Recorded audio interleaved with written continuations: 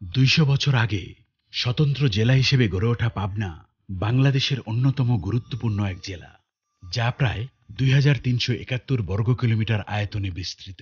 কবি বন্দে আলী মিয়া ও কিংবদন্তি সুচিত্রা সেনের মতো বিখ্যাত ব্যক্তিবর্গ, সমৃদ্ধ ইতিহাস, ঐতিহাসিক স্থাপনায় ধন্য এ জেলা।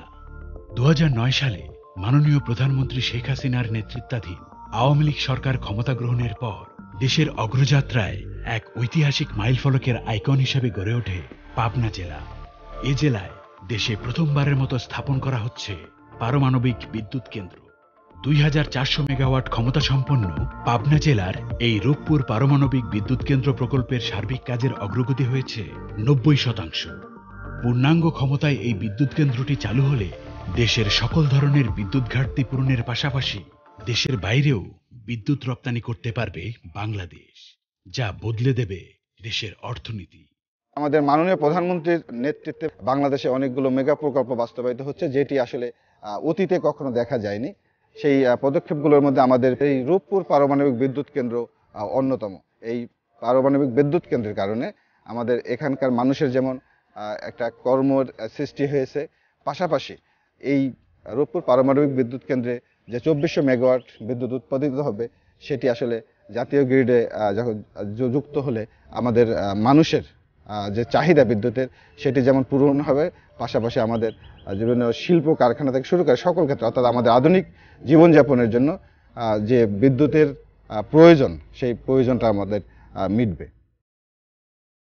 পদ্মাপাড়ের এই জেলা নদী ভাঙন ও বন্যা কবলিত হিসেবে পরিচিত হলেও 2009 সালে মাননীয় প্রধানমন্ত্রী শেখ হাসিনার সরকার ক্ষমতা গ্রহণ করলে যোগাযোগ, শিক্ষা, বিদ্যুৎ ও কৃষির সমৃদ্ধিতে বদলে যেতে শুরু করে পাবনা। 1 ইঞ্চি জমিও যেন অনাবাদি না থাকে। মাননীয় প্রধানমন্ত্রী শেখ হাসিনার এই দিক নির্দেশনা মেনে জেলার কৃষকদের জন্য বাস্তবায়ন করা হয় কৃষি বিষয়ক কর্মসূচি, সচেতনতা বৃদ্ধি ও আধুনিক পদ্ধতিতে চাষাবাদ সহ বিভিন্ন ধরনের প্রকল্প। পাবনা জেলাতে আমাদের উন্নত টেকনোলজি ছিল না।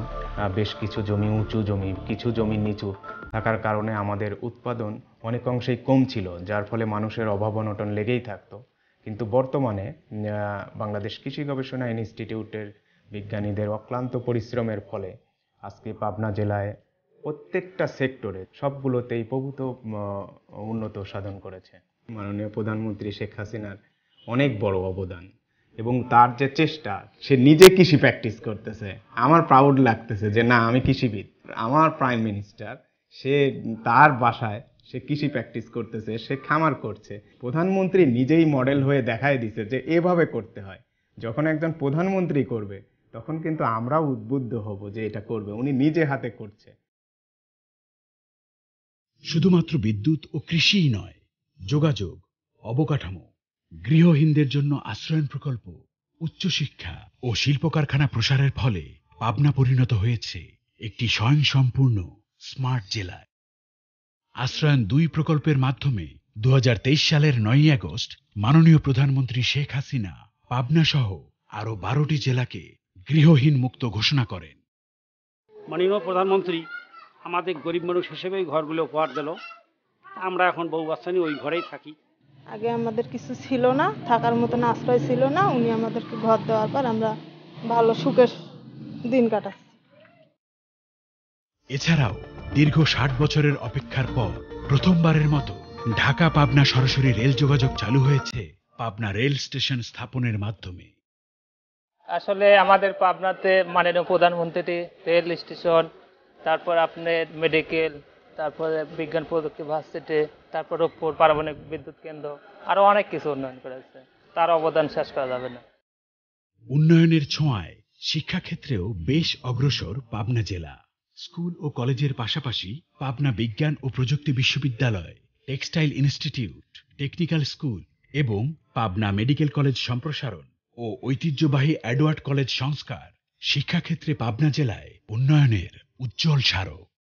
আমাদের যে স্মার্ট বাংলাদেশ বিনির্মাণের যে স্বপ্ন মাননীয় প্রধানমন্ত্রীর, সেই স্বপ্ন বাস্তবায়নে আমি ব্যক্তিগতভাবে মনে করি এবং জেলা প্রশাসক হিসেবে মনে করি যে পাবনা জেলা অন্যতম একটি গুরুত্বপূর্ণ ভূমিকা পালন করতে সক্ষম হবে। এবং অবশ্যই আমি মাননীয় প্রধানমন্ত্রীকে ধন্যবাদ এবং কৃতজ্ঞতা জানাবো, কারণ এই বাংলাদেশকে এগিয়ে যাওয়ার ক্ষেত্রে তার যে অবদান, তার যে ত্যাগ, তার যে সুযোগ্য নেতৃত্ব, সেই নেতৃত্বের কারণেই আসলে আমাদের মানুষের জীবনযাত্রার মানের এই ইতিবাচক পরিবর্তন হয়েছে। আজ জাতির পিতা বঙ্গবন্ধু শেখ মুজিবুর রহমানের সোনার বাংলাদেশ গড়ার স্বপ্ন পূরণের লক্ষ্যে মাননীয় প্রধানমন্ত্রী শেখ হাসিনার একক প্রচেষ্টায় যেমন বদলে গেছে বাংলাদেশ, তেমনি বদলে গেছে পাবনা জেলা।